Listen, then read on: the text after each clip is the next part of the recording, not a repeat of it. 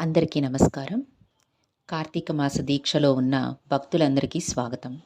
ఈరోజు కార్తీక పురాణం 23వ రోజు వృంద పతివ్రత భగ్నం అగ్నిప్రవేశం అనే ఘట్టం గురించి తెలుసుకుందాం. గత భాగంలో శివునితో యుద్ధంలో జలంధరుడు చంపబడ్డాడు. కానీ అతని భార్య అయిన వృంద గొప్ప పతివ్రత కావడం వల్ల ఆమె పాతివ్రత్య మహిమ అతడిని తిరిగి బ్రతికిస్తూ ఉంది.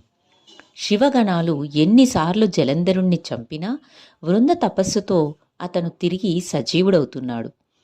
లోక కళ్యాణం కోసం శ్రీ మహావిష్ణువు ఒక నిర్ణయం తీసుకున్నారు. వృంద పాతివ్రత్యాన్ని భగ్నం చేస్తేనే జలంధరుడిని అంతం చేయడం సాధ్యమవుతుంది. విష్ణువు మాయాజాలంతో ఒక వృద్ధ ఋషి వేషంలో వృంద దగ్గరికి వెళ్లారు. ఆ ఋషి జలంధరుడి శరీర ఖండాలను వృందకు చూపించారు.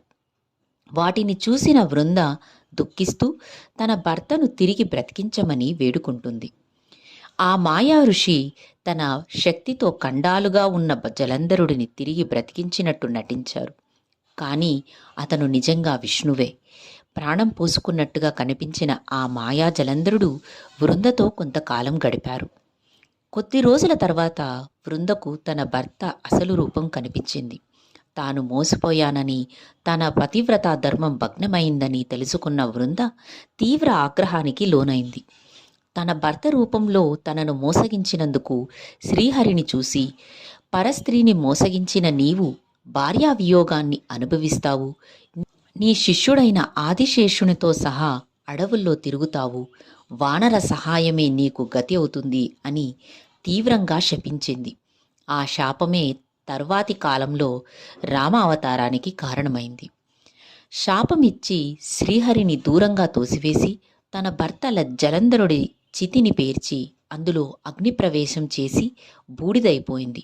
ఆ తరువాతే శివుడు జలంధరుడిని శాశ్వతంగా సంహరించగలిగారు. శ్రీహరి వృంద పట్ల దయ కలిగి ఆమె బూడిదైన చోట ఒక మొక్కగా, తరువాత కాలంలో తులసి మొక్కగా జన్మించమని వరాన్నిచ్చారు.